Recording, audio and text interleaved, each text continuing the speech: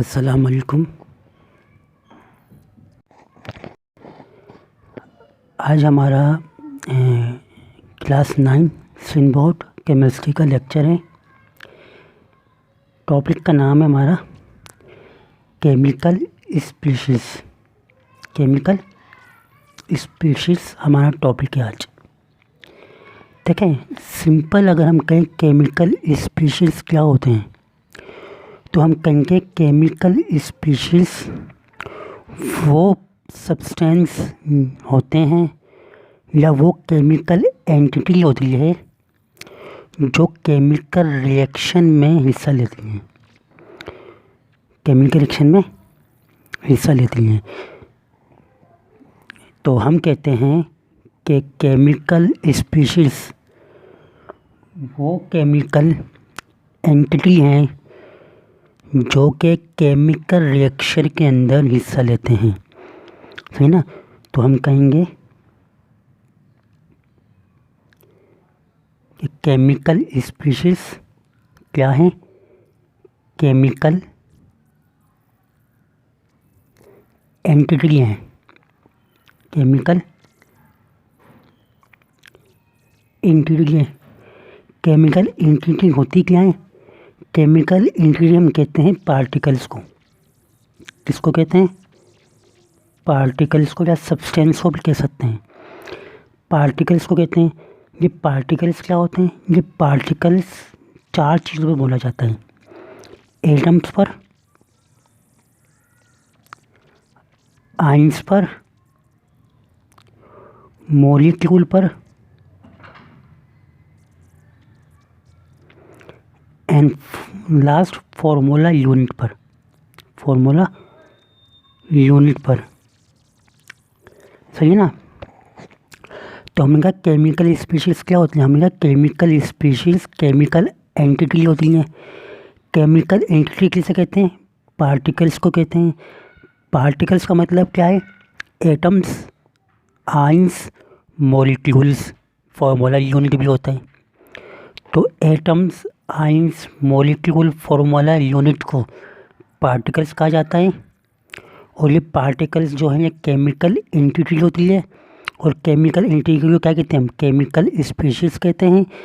Chemical species जो हैं chemical reaction में हिस्सा लेती हैं। किसमें हिस्सा लेती हैं? केमिकल रिएक्शन के अंदर हिस्सा लेती हैं। तो अगर सिंपल डेफिनेशन की जाए तो हम ये कहेंगे कि पार्टिकल्स को, सही है, एटम्स, आइंस, मॉलिक्यूल्स को केमिकल एंटिटी कहते हैं। और केमिकल एंटिटी केमिकल स्पीशीज़ होती हैं। यहाँ तक बात समझ में आ गई? अच्छा, अब हम चलते हैं कि पहला हमारा जो इसमें सब टॉपिक है वो है कि आइंस क्या होते हैं। फिर मॉलिक्यूलर आइंस भी है और फ्री रेडिकल्स भी हैं। सबसे पढ़ते हैं हम आइंस क्या होते हैं।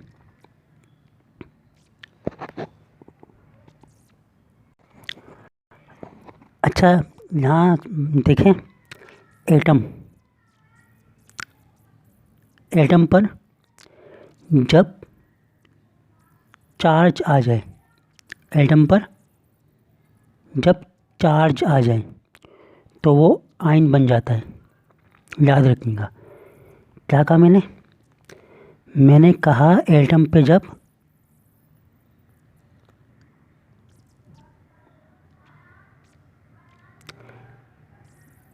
जब चार्ज आ जाए तो वो आयन बन जाता है। आयन दो चार्ज रखता है। एक रखता है पॉजिटिव और एक रखता है नेगेटिव। सही है? आयन दो चार्ज रखता है, पॉजिटिव और नेगेटिव।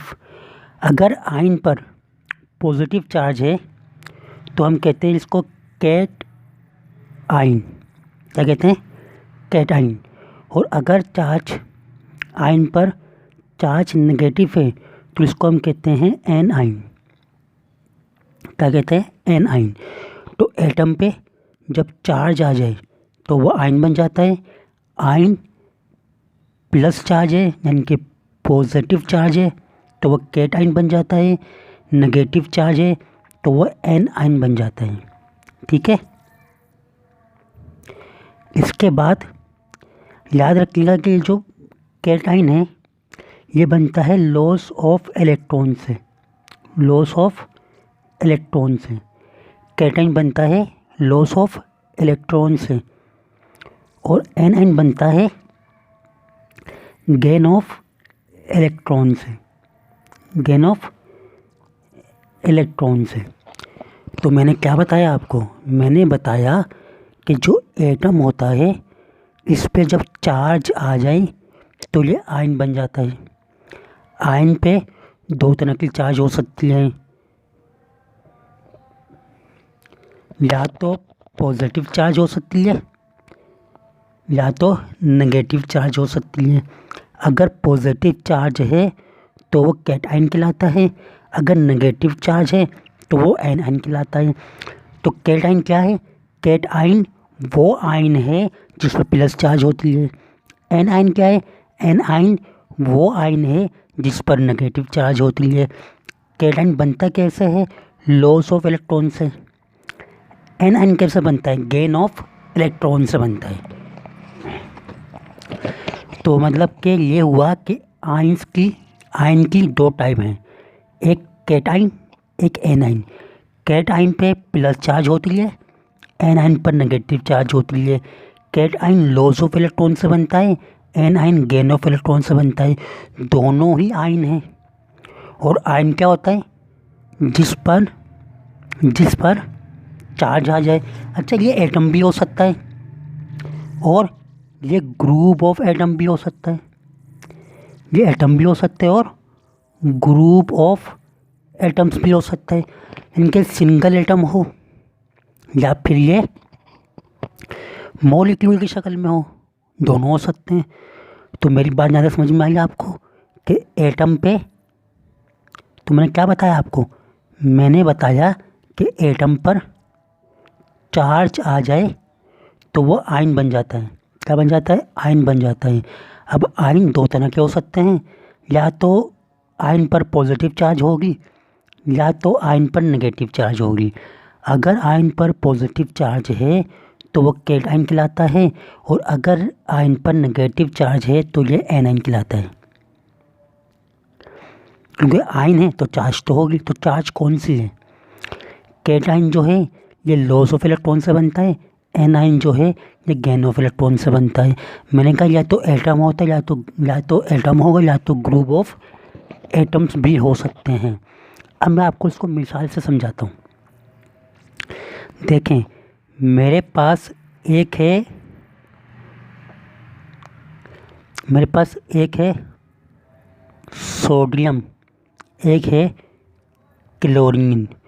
सोडियम ने क्या किया, एक इलेक्ट्रॉन को लॉस कर दिया, एक इलेक्ट्रॉन को लॉस कर दिया। आपको पता है जब कोई भी एलिमेंट इलेक्ट्रॉन को लॉस करता है तो वो बनाता है प्लस।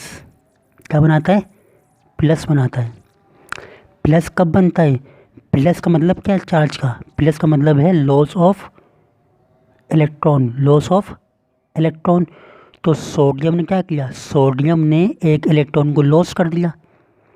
जब सोडियम ने एक इलेक्ट्रॉन को लॉस किया तो इस पे चार्ज आ गई प्लस, और जिस एटम पे चार्ज आ जाए वो आयन होता है। वो क्या होता है, आयन होता है।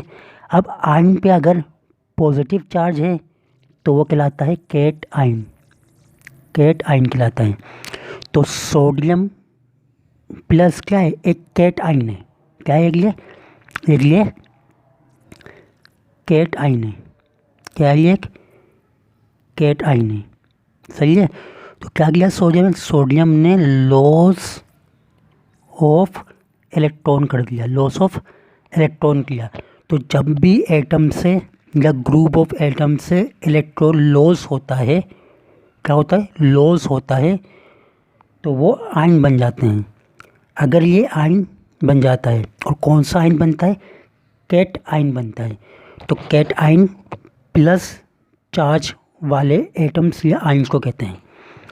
क्लोरीन क्या करेगा, क्लोरीन एक इलेक्ट्रॉन को गेन कर लेगा, एक इलेक्ट्रॉन को गेन करेगा, तो गेन ऑफ इलेक्ट्रॉन करेगा कौन? क्लोरीन। तो जब क्लोरीन इलेक्ट्रॉन को गेन करेगा तो इस पर आ जाएगा माइनस। क्या आ जाएगा? माइनस आ जाएगा। और अगर किसी आयन पर माइनस चार्ज होती है तो उसको कहा जाता है एन आयन। क्या कहा जाता है? एन आयन कहा जाता है। तो सोडियम पर प्लस चार्ज थी तो उसको कैट आयन कहा गया। क्लोरीन पे नेगेटिव चार्ज है तो इसको एनाइन कहा गया। तो यानी कि अगर किसी भी एटम के ऊपर प्लस चार्ज हो तो वो कैटायन कहलाता है, अगर माइनस चार्ज हो तो वो एनाइन कहलाता है। और ये बनते कैसे हैं? प्लस चार्ज का मतलब एक इलेक्ट्रॉन कम हुआ और नेगेटिव चार्ज का मतलब है एक इलेक्ट्रॉन गेन हुआ। अब यहाँ देखें, मैं क्या बताना चाह रहा हूँ। सोडियम के पास 11 इलेक्ट्रॉन होते हैं। कितने इलेक्ट्रॉन होते हैं? 11 इलेक्ट्रॉन, क्योंकि एटॉमिक नंबर 11 है। लेकिन सोडियम प्लस में है, अगर सोडियम अगर प्लस में है तो सोडियम प्लस का मतलब क्या है? किसी पर प्लस चार्ज है, मतलब इलेक्ट्रॉन लॉस किए हैं इसने। कितने लॉस किए हैं? जितने इसके ऊपर चार्ज है। एक प्लस चार्ज है तो एक इलेक्ट्रॉन लॉस कर दिया। सोडियम के पास 11 इलेक्ट्रॉन थे, अब एक इलेक्ट्रॉन लॉस कर दिया तो 10 बच गए। तो क्या हुआ? इलेक्ट्रॉन कम हुए। तो प्लस क्या शो करता है? प्लस शो करता है कि एक इलेक्ट्रॉन कम हो गया, मतलब इलेक्ट्रॉन की कमी को शो करता है। तो हम कहते हैं कि जो कैट आयन है, जो कैट आयन है इसके अंदर प्रोटॉन जो होते हैं ये ज़्यादा होते हैं इलेक्ट्रॉन से, याद रखने का। तो कैट आयन किसे कहते हैं? कैट आयन कहते हैं ऐसा केमिकल स्पीशीज जिसमें number of proton number of electron से ज़्यादा हों। Number of protons number of electron से ज़्यादा हों तो हम कहते हैं कि ये हमारे पास कैट आयन बन गया। तो कैट आयन का मतलब क्या है? नंबर ऑफ प्रोटॉन्स का नंबर ऑफ इलेक्ट्रॉन से ज़्यादा होना। फिर ये क्लोरीन है, क्लोरीन के पास 17 इलेक्ट्रॉन्स होते हैं क्योंकि इसका एटॉमिक नंबर 17 है। क्लोराइड के पास क्योंकि माइनस है तो अब कितने हो जाएंगे? क्योंकि माइनस है तो एक इलेक्ट्रॉन गेन किया इसने, 18 हो गए। क्या हो गए? 18 हो गए। तो क्लोराइड के पास 18 इलेक्ट्रॉन्स हैं और क्लोरीन के पास 17 इलेक्ट्रॉन्स हैं। और ये क्या बन जाएगा? ये बन जाएगा आपके पास एन आयन। तो एन आयन किसे कहते हैं? जिसके पास नंबर ऑफ इलेक्ट्रॉन ज़्यादा हो नंबर ऑफ प्रोटॉन से। Number of electrons number of proton से ज़्यादा हों। तो इनकी ऐसी केमिकल स्पीशीज जिसके पास नंबर ऑफ प्रोटॉन ज़्यादा हैं नंबर ऑफ इलेक्ट्रॉन से, हम कहते हैं कि कैट आयन है।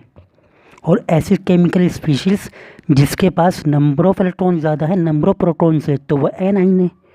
या आप ये कह सकते हैं कि कैट आयन के पास नंबर ऑफ प्रोटॉन ज़्यादा होते हैं और एन आयन के पास नंबर ऑफ इलेक्ट्रॉन ज़्यादा होते हैं। नंबर ऑफ इलेक्ट्रॉन्स ज़्यादा होते हैं। यहाँ तक मेरी बात समझ में आ गई? आयन समझ में आ गया क्या होता है कि आयन किसे कहते हैं? आयन का मतलब है सिंपल चार्ज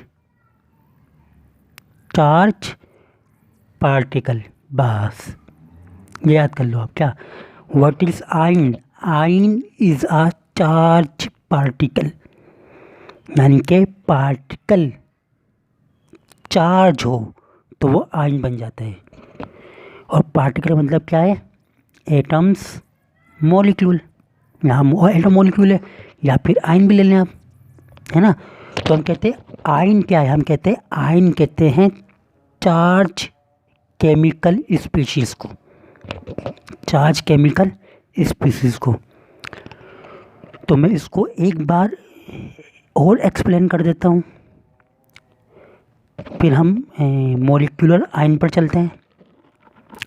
कि मैंने क्या कहा, मैंने कहा आयन क्या होते हैं, या किताब में लिखा कि आयन जो है, आयन इज एन एटम और ग्रुप ऑफ एटम्स है जिसके पास क्या हो, चेंज ना हो, चार्ज हो। ये चेंज लिखा है ना, चार्ज आएगा यहाँ पर, चार्ज हो।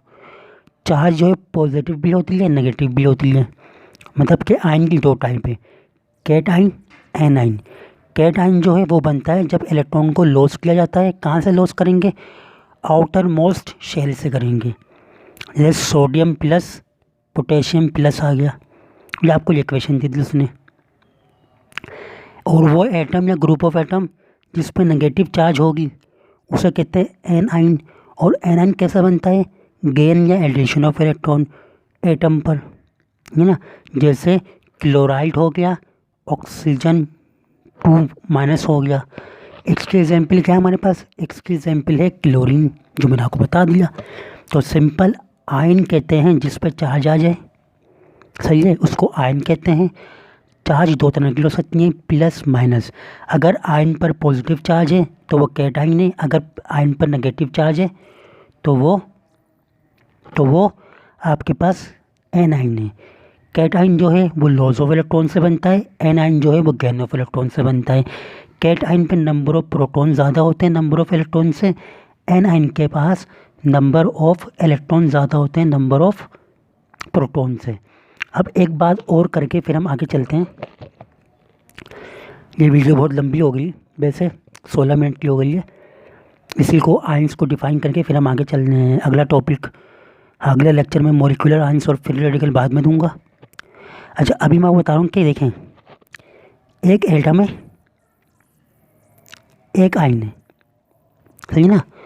अगर आपसे पूछा जाए कि एटम और आयन में अनस्टेबल कौन है, अनस्टेबल का मतलब क्या है, अनस्टेबल का मतलब होता है कि दोनों में रिएक्टिव कौन है, ज़्यादा रिएक्टिव कौन है। ज़्यादा रिएक्टिव का मतलब ये होता है कि कौन केमिकल रिएक्शन पहले करेगा, कौन पहले केमिकल रिएक्शन करेगा। मैंने क्या कहा कि एटम और आयन में कौन अनस्टेबल है। अनस्टेबल का मतलब है कौन ज़्यादा रिएक्टिविटी सबसे ज़्यादा किसकी है, रिएक्टिव ज़्यादा कौन है। ज़्यादा रिएक्टिव का मतलब ये है कि कौन पहले केमिकल रिएक्शन में टेक पार्ट लेगा, हिस्सा लेगा। याद रखिएगा, अगर आपसे ये सवाल किया जाए कि एटम और आयन में अनस्टेबल कौन है, तो आप कहेंगे दोनों अनस्टेबल हैं। क्या कहेंगे आप, कि एटम और आयन दोनों ही अनस्टेबल हैं। क्यों, क्योंकि दोनों ही रिएक्टिव हैं। क्यों, क्योंकि दोनों ही केमिकल रिएक्शन में हिस्सा लेते हैं। लेकिन अगर आपसे ये पूछा जाए कि एटम और आयन में ज़्यादा अनस्टेबल कौन है ना, व्हाट इज़ मोर अनस्टेबल, या है ना, तो एटम और आयन में ज़्यादा अनस्टेबल कौन है, तो हम कहेंगे ये क्या, कि आयन जो है, आयन ज़्यादा अनस्टेबल होता है किससे, एटम से। मतलब अगर आयन और एटम दोनों को एक ही वक्त में केमिकल रिएक्शन में हिस्सा लेना हो तो हम ये कहेंगे आयन पहले लेगा, एटम बाद में लेंगे दोनों। क्यों, क्योंकि दोनों अनस्टेबल हैं, है ना। अच्छा, केमिकल रिएक्शन से मुराद क्या है, केमिकल रिएक्शन से मुराद होती है बॉन्ड का बनना और टूटना। याद रखना, बॉन्ड का बनना और टूटना। तो हम कहेंगे आयन पहले बॉन्ड बनाने या तोड़ने की कोशिश करता है, पहले बॉन्ड बनाएगा, किससे, एटम से। तो अब ये समझ लेना आप कि आयन, यूँ कहता हूँ मैं कि एटम ज़्यादा स्टेबल है किससे, आयन से, किससे, आयन से। यानी कि एटम जो है ये ज़्यादा स्टेबल की बात करें, क्या करेंगे हम, कि एटम जो है ये ज़्यादा स्टेबल है आयन से, ज़्यादा स्टेबल है आयन से, मोर स्टेबल। लेकिन अनस्टेबल कौन है? दोनों ही अनस्टेबल हैं। ज़्यादा कौन अनस्टेबल है? आयन ज़्यादा अनस्टेबल है। तो आप लोगों को मेरी बात यहाँ तक समझ में आई कि मैं आपको क्या बताना चाह रहा हूँ? क्योंकि लेक्चर जो है इसका बहुत कम में डिटेल में हो गया और टाइम भी लग गया। तो आपको मेरी बात समझ में आई कि आयंस क्या होते हैं? आयंस कहते हैं जिस पर चार्ज हो उसे आयन कहते हैं। अगर प्लस चार्ज है तो कैट आयन, नेगेटिव चार्ज है तो anion. Cation loss of electron से बनते हैं, anion gain of electron से बनते हैं। कैट आयन में नंबर ऑफ प्रोटॉन ज़्यादा होते हैं, एन आयन के पास नंबर ऑफ इलेक्ट्रॉन ज़्यादा होते हैं। आयन और एटम में अनस्टेबल कौन है? दोनों अनस्टेबल हैं। ज़्यादा कौन अनस्टेबल है? तो ज़्यादा अनस्टेबल हमारे पास आयन होता है। कौन होता है? आयन होता है। तो मेरे ख्याल से आयंस तक रख लेते हैं। नेक्स्ट वीडियो में मैं आपको मॉलिक्यूलर आयंस और फ्री रेडिकल समझाऊंगा कि क्या होते हैं। अगर आपको मेरी वीडियो पसंद आ रही है तो लाइक करें, शेयर करें, कमेंट भी करें और सब्सक्राइब भी करें। और कोई सवाल है आपका तो आप मुझसे कमेंट बॉक्स में पूछ सकते हैं। और अगर आपको मेरी वॉइस की प्रॉब्लम है, मेरी वॉइस आपको क्लियर समझ में नहीं आती या ऑथेंटिक समझ में नहीं आती, तो इस वॉइस को मैं बहुत जल्द बेहतर करूँगा। ठीक है, तो आप क्या करें, आप इसको कंप्लीट कर लें। तो आप मेरे चैनल को सब्सक्राइब करना ना भूलिएगा और कोई सवाल है तो लाजमी करिएगा। Thank you.